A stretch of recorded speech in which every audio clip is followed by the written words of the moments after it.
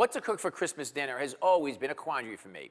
It's a handful of weeks after the most perfect culinary holiday we celebrate, Thanksgiving. But that was weeks ago, and now it's time to get your Christmas dinner on. Unlike Thanksgiving, my Christmas menu seems to change every year or so. There's my dad's favorite, rack of lamb, a perfectly good choice, but my mom thinks lamb is too gamey. Sorry, Dad. One of my favorites is a prime rib of beef. Season it with lots of salt and pepper, some fresh cloves of garlic, kick it into the oven, and a few hours later, dinner is served. But this year, I had an epiphany. I'm going old school. I'm gonna fire up a Christmas tradition that I've always passed over. I'm taking inspiration from Charles Dickens. You can go to the baker's now. And get the goose? Yes, oh, the goose! I'm roasting a Christmas goose. When the idea hit me, it sounded so festive, so retro in the hippest way, so, well, Christmassy. Full disclosure, somehow in my 34 years as a professional cook, I have never attempted it. But how hard could it be? It was time for a test drive. My first attempt was awful. I pricked the skin with a fork, seasoned the goose well with salt and pepper, rubbed it with lemon and garlic, and let it roast on medium-high heat in the oven. The result was a glorious amount of rendered goose fat in the bottom of the pan.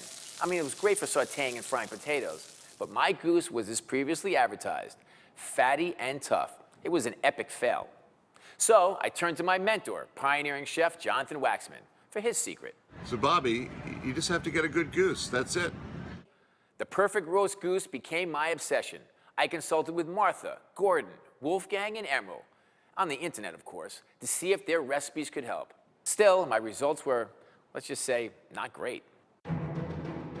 Not one for giving up, I called for one last goose. I preheated the oven to perfect goose roasting temperature, 375, perforated the skin with the utmost precision, seasoned the bird with a slew of flavorful aromatics, and rested it on a roasting rack, ready for action. Here's hoping. A couple of hours later, the bird was on the table. I began to carve it. The aroma was amazing. I felt the Tom Brady-like touchdown celebration was a moment away. I called over my most trusted and honest confidants to taste and exclaim a goose victory. Each took a forkful of the luscious meat and golden skin, and with the timing of Olympic synchronized swimmers, they simultaneously walked away with their heads held low and their jaws working harder than the pistons in a car. Game over. There was only one thing left to do. Turkey, anyone? Merry Christmas.